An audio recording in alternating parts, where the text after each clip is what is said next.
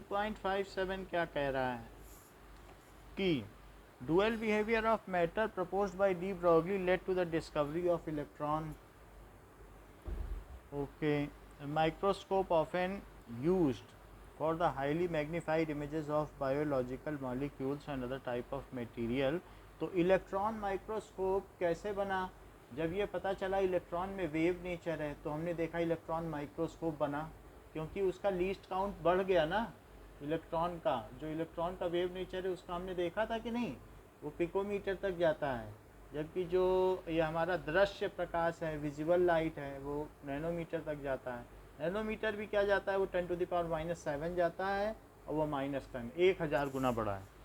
Electron का देखा था ना आपने, पहले कैलकुलेट कराया था कि नहीं, लीस्ट काउंट जितना कम होगा उतनी प्रिसीजन बढ़ जाएगी। बोलो।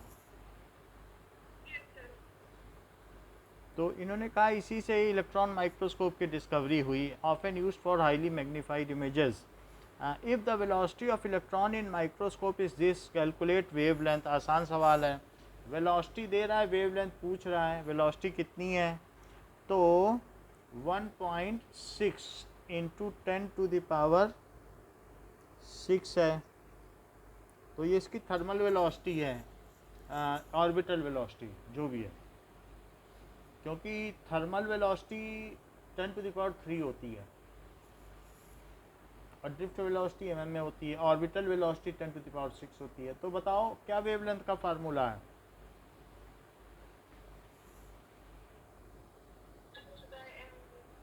तो h/mv है, चूंकि एक इलेक्ट्रॉन के लिए कहा गया है, तो 6.626 इंटू 10⁻34। नीचे मास ऑफ इलेक्ट्रॉन रखो। वैसे तो 9.081 होता है, एग्जैक्ट क्या होता है अब आप देख लेना, -31, और वेलोसिटी है 1.6 इंटू 10⁻6। इसकी वैल्यू निकालो, 33 -3 आएगा, और -3 में भी लो -9, -9। तो वेव लेंथ निकालो।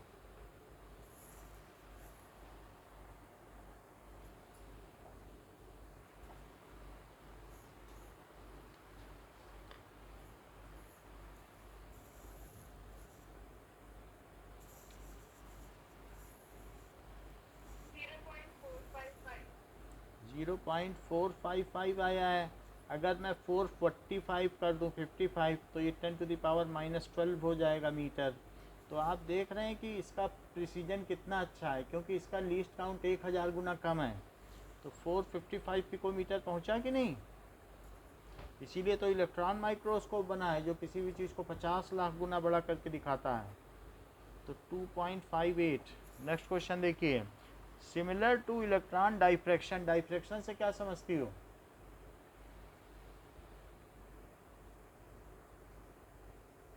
बताओ। हाँ नहीं, डिले मत किया करो, जिससे समय का यूज़ हो प्रॉपर। डाइफ्रैक्शन समझती हो कुछ कि नहीं, कि बताऊं?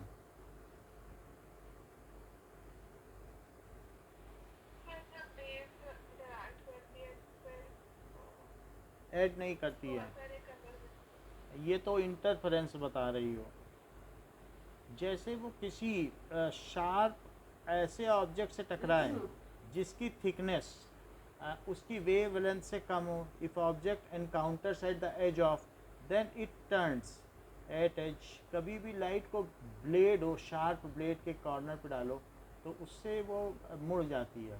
जैसे कि घर में जब सनलाइट आती है तो सनलाइट गिरती तो बड़े पतले नैरो से उसमें है, स्लिट में, लेकिन घर में आने पे मुड़ जाएगी और नीचे आने पे बड़ा सा होल बनाएगी। अंधेरे कमरे में देखो सनलाइट ऐसे होती है कि नहीं? तो क्यों मुड़ गई? when it encounters sharp edges, then it turns at its edges. It is known as diffraction. If light है या कुछ भी है, so if wave, कोई भी wave encounters sharp edges, then bends at edges, it is called diffraction.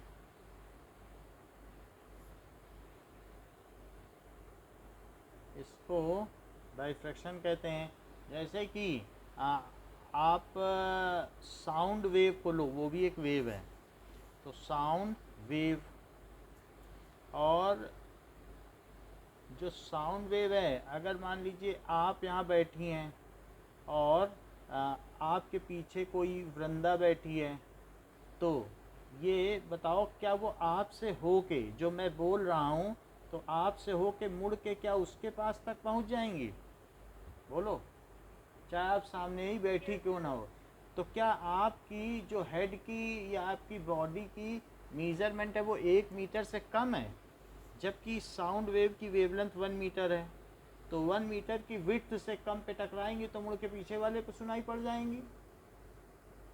जबकि हो सकता है मैं वृंदा को ना दिखाई पड़ूं, लेकिन आवाज़ तो पहुंच जाएगी। क्या आप अपने कमरे में बोलती हैं तो आपका क्यूट सा भाई दूसरे कमरे में सुन लेता है? क्यों सुन लेता है? क्योंकि जो बीच का कमरा है, क्या उसकी थिकनेस 1 मीटर से ज़्यादा है कि कम? बोलो, कम, कम है।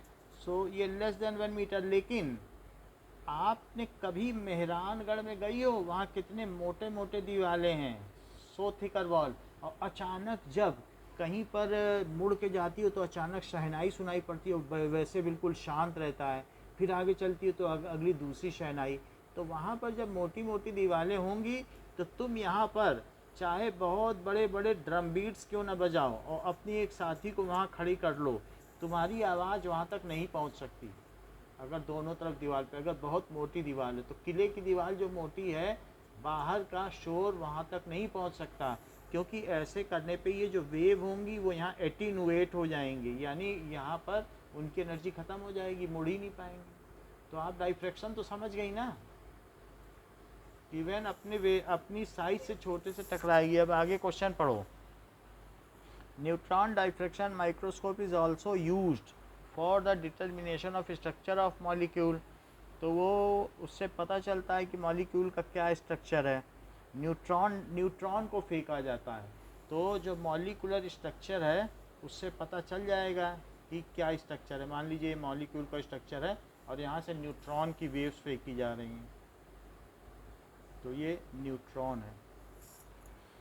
अच्छा, अब ये क्या कह रहा है? If the wavelength used is this, calculate the characteristic velocity. Lambda दिया गया, वी पूछा गया है, तो बताओ लेमडा का क्या फार्मूला होता है?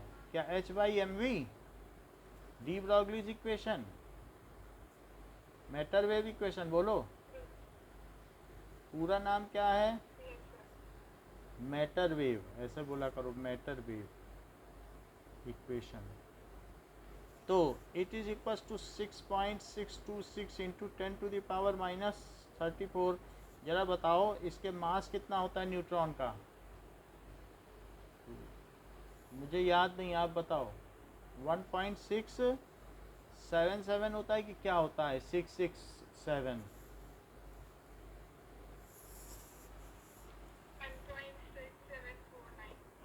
अच्छा बताया, 1.6749 इंटू 10⁻⁻27।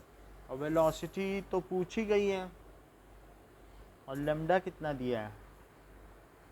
800 पिकोमीटर। तो 800 पिकोमीटर, इससे v निकालो।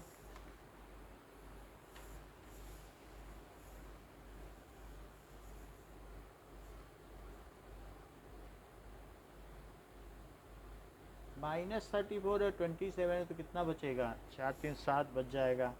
तो इट इज़ -7 बच जाएगा। और बाकी नीचे क्या है? 1.6749, और ये भी नीचे ले आओ, भी उधर ले गए। अच्छा, इसे सिर्फ 8 लिखो और इसे 10⁻⁻10। अब सब कुछ आप कैलकुलेट कर दो तो ये 10⁻³ बन जाएगा। बाकी आप कैलकुलेट कर लो।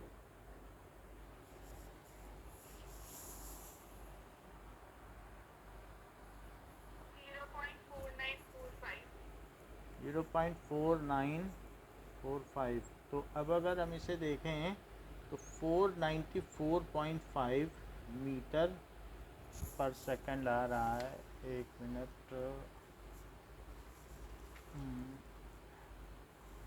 494, कुछ फ़र्क आ रहा है पीछे आंसर मिला, एक डिजिट का फ़र्क आ रहा है। तो यहाँ पे हमने क्या किया, 800, यही है, ठीक है। हमारी गाइड में देखो फ़र्क आ गया, तो उसमें कितना ज़्यादा आ रहा है, 49400 आ रहा है, तो पीछे सही है ना।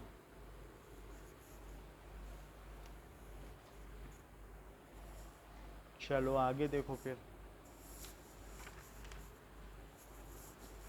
अगला सवाल क्या कहता है।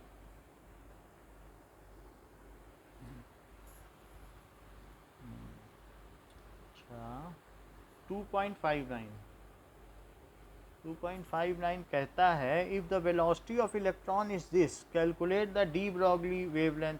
वेलोसिटी दे रहा है और वेवलेंथ पूछा, देखो फिर वैसा ही सवाल आ गया है,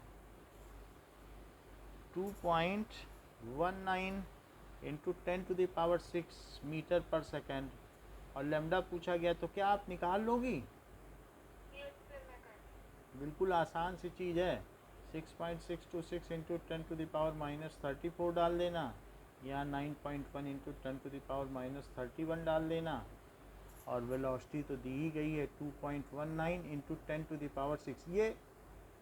ये इसकी फर्स्ट ऑर्बिट की वेलोसिटी है, इलेक्ट्रॉन की ऑर्बिटल वेलोसिटी है। अच्छा, मतलब याद रखने लायक चीज़ है इसलिए बता रहा हूँ। ठीक है, और इंटू जेड हो जाता है, तो और बाई एन 2.19, पहले मैंने सिर्फ 2 पॉइंट के अप्रॉक्सीमेटली बताया था, और ये बिल्कुल एग्जैक्ट वैल्यू आ गई, तो क्यों ना मैं इसे बता दूं आपको। So that is into z by n. ये फार्मूला आपके काम का हो सकता है, इसका 12th में प्रूफ देखा जाएगा। अब ये देखो कि ये आप कर ही लोगी, तो 2.60 क्या है, the velocity associated with proton with potential difference. तो प्रोटॉन का पोटेंशियल डिफरेंस, इन ए पोटेंशियल डिफरेंस पे अगर वो चले तो कोई बात नहीं, अगर वो पोटेंशियल डिफरेंस में चल रहा है तो उसने इतनी वेलोसिटी पा ली है, वो निगेटिव की तरफ मूव करेगा तो वो इतनी वेलोसिटी पा लेगा। अब ये प्रोटॉन मूव कर जाए तो इसको पास वेलोसिटी आ जाएगी। खैर जो भी वेलोसिटी, हमको तो वेलोसिटी ही चाहिए। If the hockey ball is moving with this velocity calculate, उसकी भी नहीं चाहिए, बस हमें ये एक हॉकी बॉल है। सो मास कितना है हॉकी बॉल का, 0.1 kg, और हॉकी बॉल इसी वेलोसिटी से चले तो उसकी वेलोसिटी 4.37 इंटू 10⁵ मीटर पर सेकेंड। मतलब प्रोटॉन की इतनी है और हॉकी बॉल इससे चले, तो फिर से वही बात आ गई, लेमडा निकालना है, h/mv। हमें प्रोटॉन से क्या लेना देना, हमें तो हॉकी बॉल से लेना है ना, क्योंकि यदि हॉकी बॉल इस स्पीड से चले तो, समझ में आ गई बात।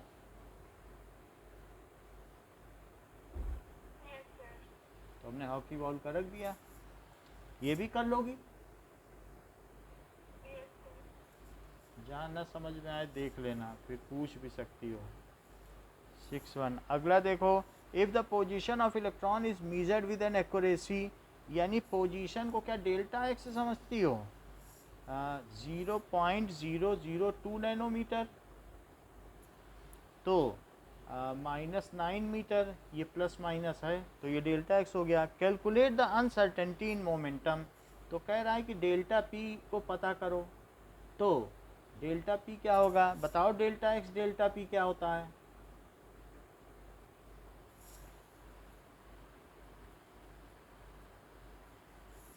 बताओ formula, Heisenberg uncertainty principle, Heisenberg के अनिश्चितता का सिद्धांत, H momentum of electron delta P, now ठीक है, क्या होता है फार्मूला? तो ये सारी वैल्यू रख दो, डेल्टा पी निकालो। डेल्टा पी क्या है? h by 4 pi delta x 6.626 into 10⁻⁻34 और 4 पाई की यही वैल्यू रखो। पूछा गया है क्या? कैलकुलेट द अनसर्टेनिटी पूछी तो गई है, बतानी पड़ेगी। और डेल्टा एक्स 0.002 इंटू 10⁻⁻9। चलो इसको थोड़ा और ठीक कर देते हैं। 4 3 12 2 ले लो, तो ये 3 डिजिट इसमें, इसे बड़ा किया, इसे छोटा कर दो, तो 6.626 और 4 इंटू 3.14 इंटू 2, इसे छोटा करो तो -12 इंटू 10⁻⁻34। बताओ कितना आंसर आएगा? 0.263 इंटू 10⁻12 यहीं 36, तो 12 दूनी 24, तो 22 -22 आ गया, तो इट इज़ 2.63। बड़ा कर दिया, इसे छोटा कर दो, -23। ये डेल्टा पी आ गया। अच्छा, ये केजी मीटर पर सेकंड होती है इसकी यूनिट, ये हो गई। इसका आंसर चेक करते हैं। तो 2.61 का आंसर आया है 2.63 इंटू 10। ये तो आ गया। अब देखो, कह रहा है कि अगर ये चीज़ हो तो momentum of electron is this, तो मोमेंटम दिया गया इतना, तो is there any problem in defining its value? तो P कितना दिया है? That is h by 4 pi into 0.05 nanometre, तो इट इज 6.626 इंटू 10⁻⁻34 अपॉन 4 3.14 और इंटू, ऊपर आएगा इंटू में, तो 5 लिख दो। इसे क्या कर दिया? बड़ा, इसको और छोटा करो, तो -11 हो गया। नैनो तो था ही, अब और छोटा कर दिया क्योंकि इसे बड़ा कर दिया था। तो अब इन सब चीज़ों को आप कैलकुलेट कर लीजिए। बाकी इसमें 10⁻⁻23 है, बाकी पता कर लो।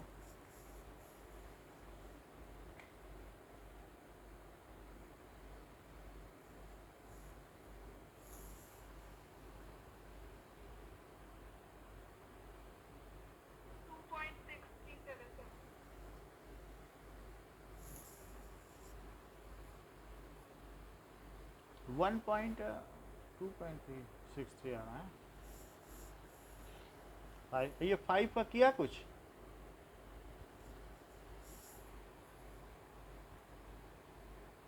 फाइव का कुछ नहीं किया।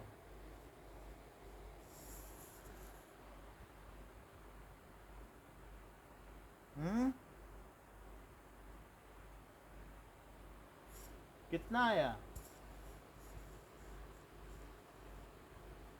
10.55 नहीं आया। 5 छक्का 30, और 3 चौक 12, 2.33 ये आया। बताइए।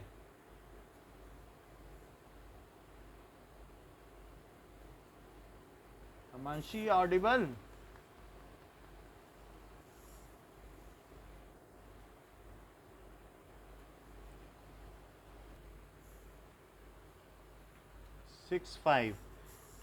It is telling the unpaired electron in aluminum and Si are present in 3p orbitals. ठीक है, which electron will experience more effective nuclear charge from the nucleus? So the unpaired electron in aluminum and silicon are present in 3p orbitals. Aluminium का देखो 1s2 2s2 2p6 3s2 3p1। और silicon का देखो 1s2 2s2 2p6 3s2 3p2। तो अब 3p orbital में electron है। Which electron will experience more Z effective nuclear charge. अब इन सब में किस में ज़्यादा जेड इफेक्टिव लगेगा, एल्यूमिनियम में कि सिलिकॉन में?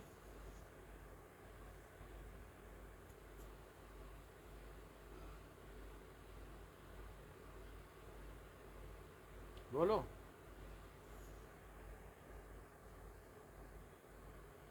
दोनों में 3p में ही इलेक्ट्रॉन है, लेकिन सेंटर में प्रोटॉन किस में ज़्यादा है? इन बोथ केसेस, हाँ, in both cases electron is present in 3p orbital, but silicon has more, इसमें मोर क्या है, nuclear charge, that is Z is equals to इसका 14 है। So its outermost electron will feel more Z effective towards centre. So its outermost electron present in 3p, ठीक है, will feel more Z effective. ये चीज़ है।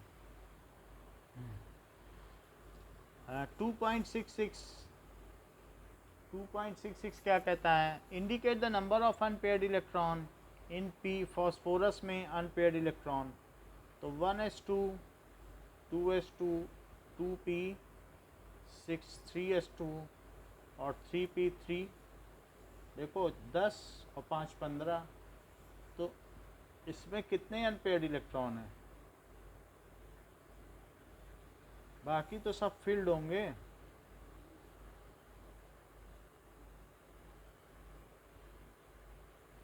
बाहर वाला ही तो अनपेयर्ड होता है कि नहीं? तो पहले ऑर्बिटल वाइज चलता है, फिर उनकी फिलिंग होती है, फिर और बाहर चलता चला जाता है, फिर और उस पर हुंड का नियम लगता है। पहले तो अफबाउ प्रिंसिपल लगा रहा हूँ, उनमें फिर हुंड भी लगाता जा रहा हूँ, फिर से यहाँ फिर से हुंड लगाया। सो 3 अनपेयर्ड इलेक्ट्रॉन इन फॉस्फोरस।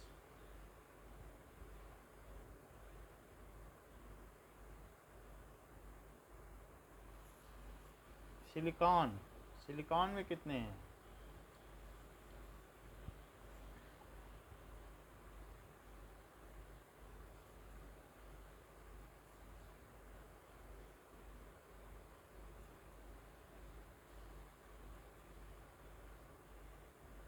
ठीक है, बात समझ में आ गई।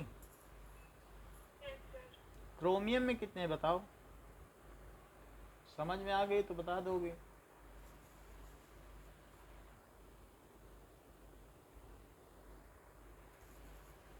बताइए।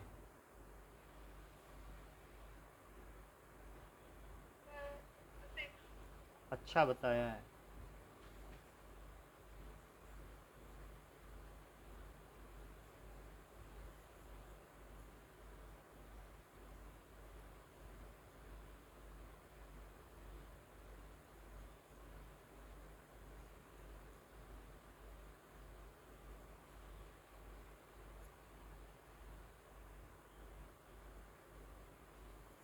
एफ ई का नंबर क्या होता है?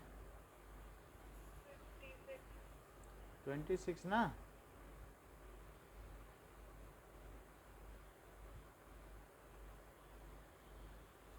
तो 18 तो हो गए, 20 हो गए, 6 यहाँ डालो, कितने होंगे अनपेयर्ड इसमें?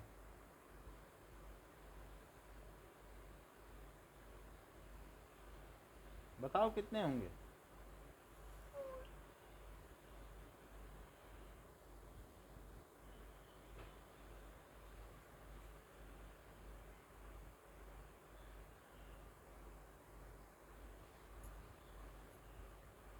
क्रिप्टॉन, अब हीनियर का ज़ेरान है,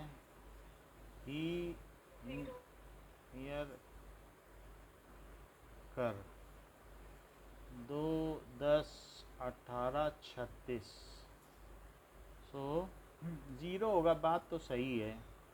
1s2 2s2, वैसे हीलियम के आगे का भी लिखा जा सकता था, 2p6 3s2 3p6 4s2 3d10 और 4p6, सो 0 अनपेयर्ड इलेक्ट्रॉन, क्रिप्टॉन हो गया। 2.67, how many subshells are associated with n is equal to 4। अगर n इज इक्वल टू 4 में कितनी सबसेल्स होती हैं बताओ?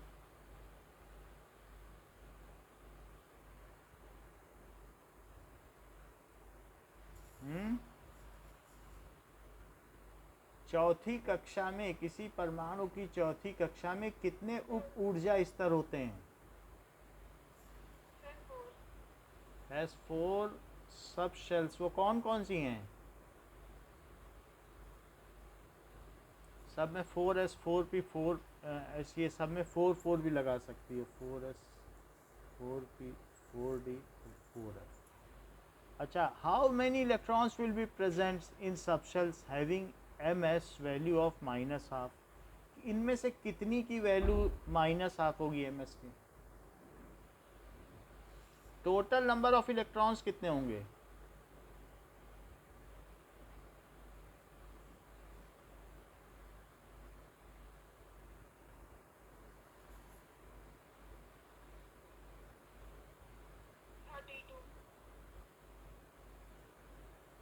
And half of them,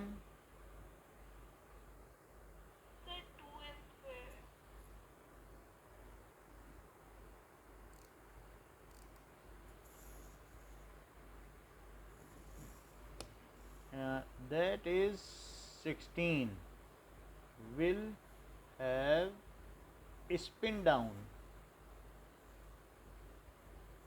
ठीक है, स्टेटस।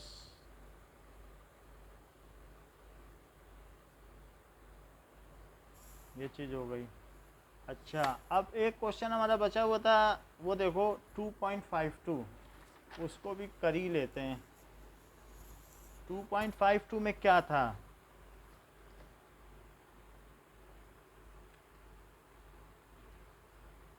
कि हमको हमारी कौन सी वैल्यू नहीं निकल रही थी? Planck constant. तो हमें क्या निकालना था 2.52 में? Planck constant. देखो थ्रेशोल्ड वेवलेंथ निकल गई थी, देख लेना, बट प्लांक कांस्टेंट की वैल्यू नहीं निकल पाई थी कि प्लांक कांस्टेंट की वैल्यू क्या है। अब जरा देखो कि हम उस पर अलग अलग एनर्जी डाल रहे हैं और उसकी अलग अलग वेवलेंथ डाल रहे हैं, और क्या नीचे क्या दिया है? When the sodium metal wavelength, तो वेवलेंथ है और उसकी वेलोसिटी दी गई है। तो हमें ये बात मालूम है कि एच न्यू क्या होता है। H nu is equals to, कुछ भी डाला जाएगा तो उसका वर्क फंक्शन होगा कुछ, और एच, वो एच न्यू नॉट होगा, और हाफ mv² होगा कि नहीं? बोलो, ये चीज़ हो जाएगी। तो अब मान लो ये बात हो गई नाउ, तो अगर पहला वाला डालें एच न्यू 1 तो उससे v1 मिलेगा, और दूसरा वाला डालें, यानी मैं कह रहा हूँ कि h C by lambda 1, it is work function plus half m v1², और फिर एच सी बाई लेमडा 2 दूसरा डालोगे तो वर्क फंक्शन तो नहीं बदल जाएगा ना? बोलो, तो इनको सब्ट्रैक्ट करो, तो क्या 1/λ1 माइनस 1/λ2 आया?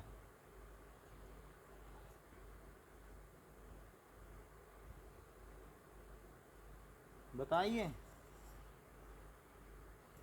यही चीज़ है। हमें h की वैल्यू चाहिए तो बाकी सारी वैल्यू डाल दो। h ठीक है, अभी तो खैर यहीं रखना पड़ेगा, c है।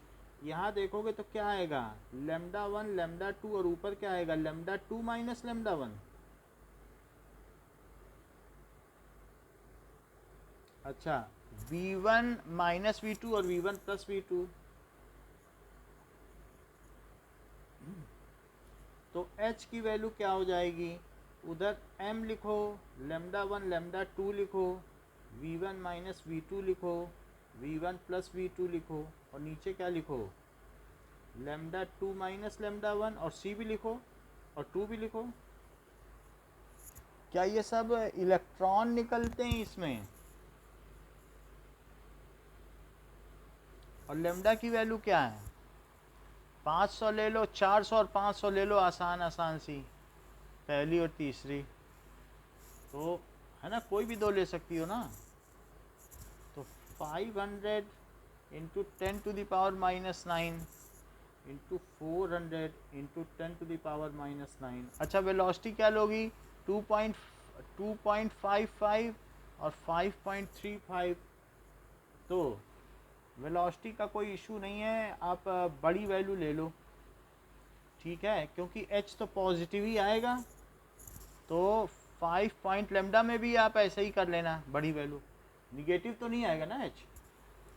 तो 5.35 में से 2.55 माइनस करो, और 5.35 में प्लस 2.55, और नीचे क्या होगा, लेमडा कितना लोगी, 500 माइनस 400 नैनोमीटर है, बाहर नैनोमीटर लिख लो, और c कितना है, c इंटू 10⁸। बोलो, समझ में आ गई बात?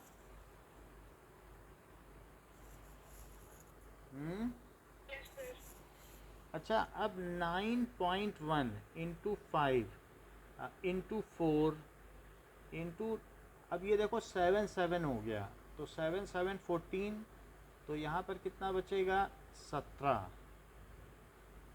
तो लेकिन ये तो निगेटिव है, तो नहीं, 7 है, 14 और 31 करो, 31 और 14, पहले भी एक बार गलती कर चुके हैं। तो इट इज़ 45, 10⁻⁻45, ये हो गया। और अंदर क्या बचा,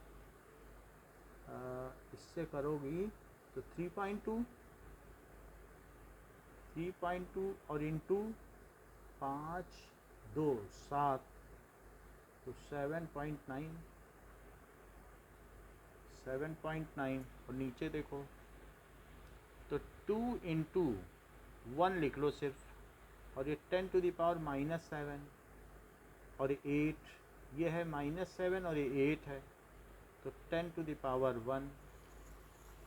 यहाँ तक पहुँच गए। अभी भी ठीक नहीं आएगी वैल्यू, आज भी नहीं आएगी, क्योंकि कहीं ना कहीं गड़बड़ हो ही रहा है। अच्छा, ये सेंटीमीटर है, ये तो हमने ध्यान ही नहीं दिया, तभी तो उस दिन भी गड़बड़ हो रहा था। सेंटीमीटर पर सेकंड है, तो सेंटीमीटर में है, तो क्या करना चाहिए हमको, मीटर बदल लेना चाहिए। तो 10⁻, यानी 100 दो कर लो। बोलो, बात समझ में आ गई? क्यों ऐसा कर रहे हैं, सेंटीमीटर से मीटर में बदल लिया ना।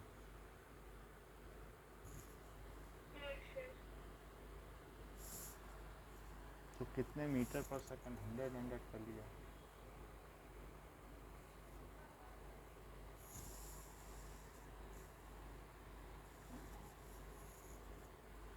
थर्टी 34 आना चाहिए, ये तो नहीं आएगा इससे। कहाँ गलती कर दी, लेमडा 1 लेमडा 2 ऊपर ले गए।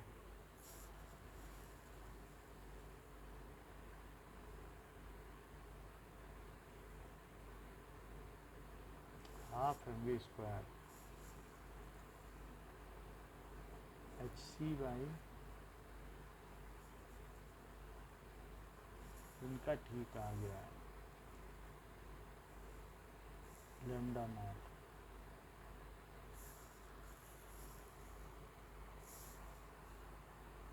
अच्छा, प्लांक्स कांस्टेंट हमें निकालना है, थ्रेशोल्ड वेवलेंथ निकाल ली थी, और प्लांक्स कांस्टेंट निकालना है। इसमें फिर कोई गलती हो रही है तो हम इस मेथड को नहीं चलाएंगे, क्योंकि इससे बनेगा नहीं ना। 34 आ जाएगा क्या इससे?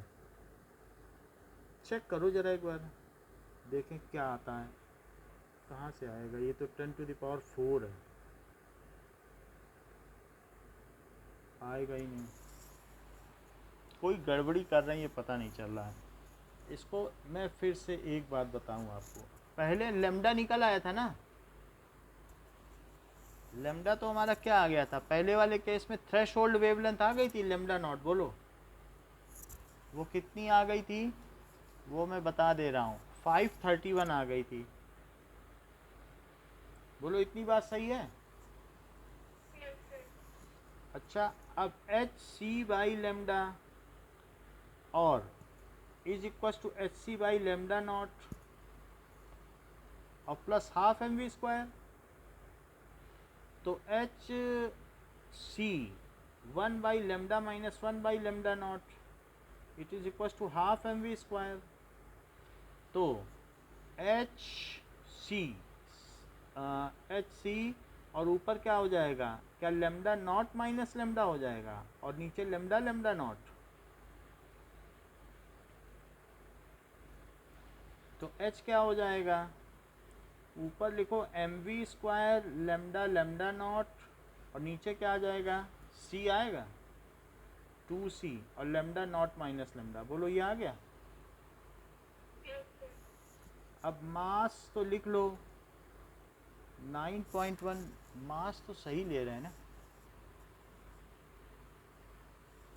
मास किस चीज़ के बारे में कहा गया है? ये फोटो इलेक्ट्रिक इफेक्ट ही तो है, तो मास तो उसी का लिया जाएगा। रिजॉल्वेंट सोडियम मेटल, मास तो यही लेना पड़ेगा, इंटू 10⁻³ -31।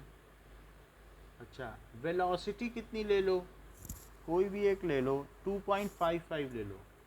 तो 2.55 इंटू 10⁻² का स्क्वायर और lambda lambda not 531 lambda naught है नैनोमीटर। सो 531 इंटू 10⁻⁹ और एक कोई भी 2.55 वाली वेलोसिटी उठा दो इंटू 500 इंटू 10⁻⁹। अब नीचे लिखो 2 इंटू सी इंटू 10⁸ और लेमडा नॉट 531 माइनस 500 और इंटू 10⁻⁹। एक -9 से कट गया और 9.1 2.55 का करो स्क्वायर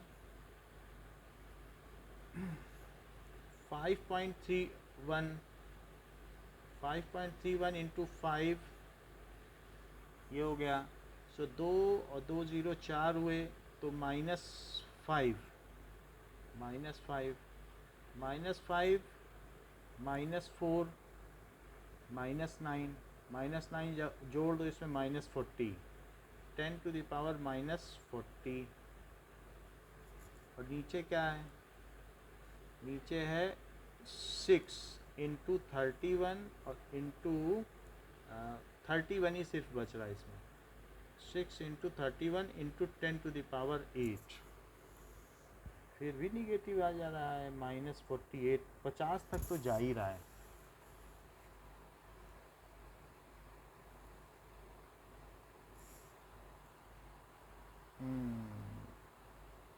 हाँ, ये क्या अंतर हो रहा है ना, वेलोसिटी 10⁵ है, वो हम नहीं ले रहे हैं। एक्चुअली जो वेलोसिटी है वो एक तो बुक में भी गलत लिखा है, -5 लिख दिया है, वो गलत लिखा है। वेलोसिटी इसकी कितनी है देखो, इट इज 10⁵ ओके। और 10⁵ है और ये मीटर पर सेकंड है। दो चीज़ें गलत की गई हैं, ये सेंटीमीटर पर सेकंड नहीं है। अगर आपको आंसर सही चाहिए दो, ये देख लो, दो चीज़ें गलत हैं क्वेश्चन में, तभी तो गड़बड़ हो रही बार बार। समझ में आई?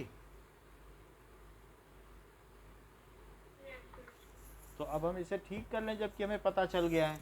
तो इसे क्या लिख लें बताओ?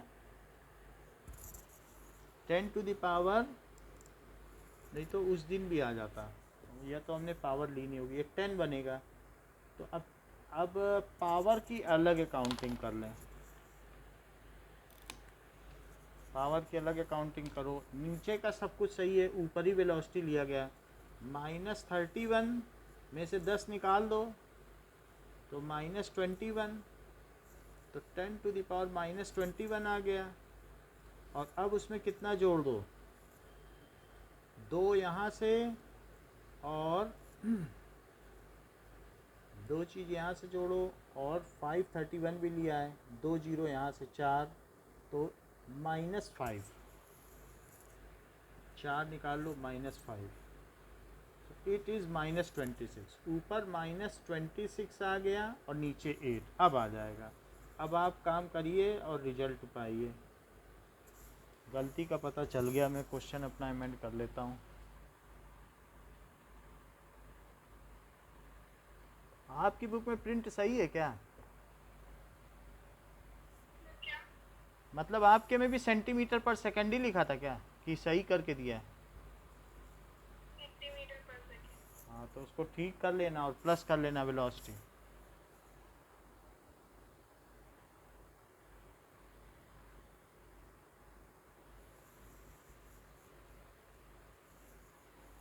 तो ये चीज़ आ गई 26, 4 और 4 -34, तो ऐसा ही आ गया। अब आपको सिर्फ सही चीज़ मिल जाएगी।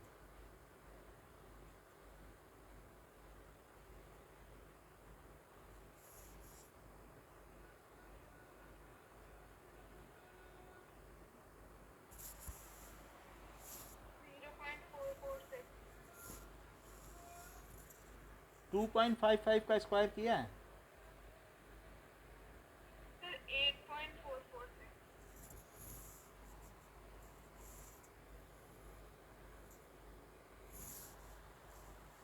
500 ली थी।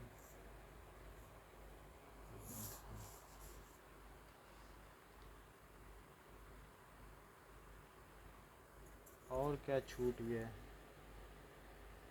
31, 9.1, 2.55। अब तो सही आना चाहिए था, क्यों नहीं आया? एक बार मैं कैलकुलेट करूं क्या? 5.31 इंटू 5, लेमडा लेमडा नॉट ऊपर लिखा है, लेमडा माइनस लेमडा नॉट नीचे लिख दिया। सी 8.44 आ रहा है आपका, है? एक मिनट, इसको देख लेते हैं, इस पर मेहनत काफ़ी की है। 9.1 इंटू 2.55 इंटू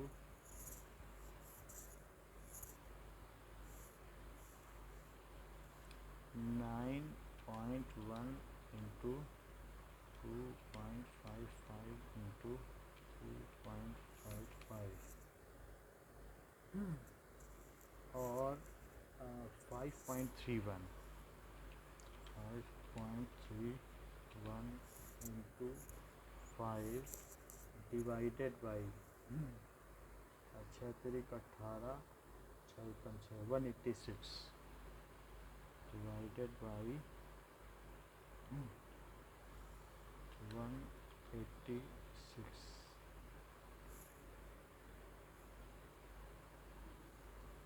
सो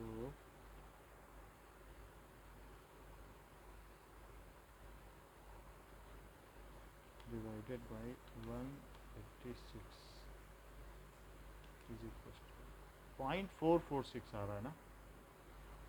0.446 आ रहा है ना? 8.4 ना?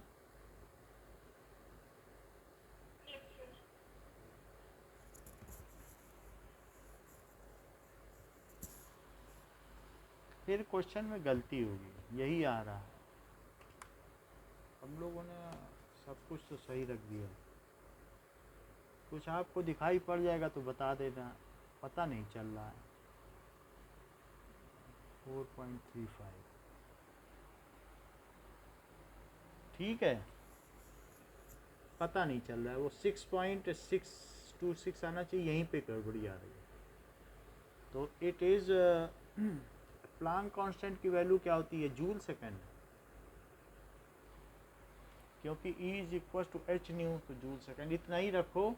अगर आपको दिख जाए इसमें कहाँ गड़बड़ी है, 531 इसके लेमडा नॉट की वैल्यू है, सब कुछ सही रखने पर भी नहीं आ रहा है, तो हमको इसमें मालूम नहीं चल रहा है कि क्या करना चाहिए। वी स्क्वायर 5.20 सब 5.20 अपने हिसाब से किया गया है, 2.55, तो 400 में 5.20 सब ने अपने अपने हिसाब से किया है। देखो कितना फ़र्क किया है, ये गाइड में भी क्या किया ना, 400 लिया और 400 के करस्पॉन्डिंग वेलोसिटी ली 5.20, जबकि 5.20 वेलोसिटी है ही नहीं। तो क्वेश्चन में कहीं मिसप्रिंट है, 400 के करस्पॉन्डिंग वेलोसिटी 5.20 ली है, उसका स्क्वायर किया है, क्या 5.20 कहीं है वेलोसिटी? तो कम लोगी तो कम आ जाएगा, हम फिर कम क्यों लें जब हमें जो चीज़ दी नहीं गई है बात कि नहीं? तो वो चीज़ जब गलत डाली इन्होंने तब सही आंसर निकाला, 400 यहाँ लिया और 5.20 का स्क्वायर, तो है ही नहीं 5.20। तो इस तरीके से सवाल में गलती है, तो वो गलत सवाल को सही करके फिर करना पड़ेगा। इससे अच्छा इतना ही रखो आज के लिए, बाकी कल आगे का देखेंगे। ओके।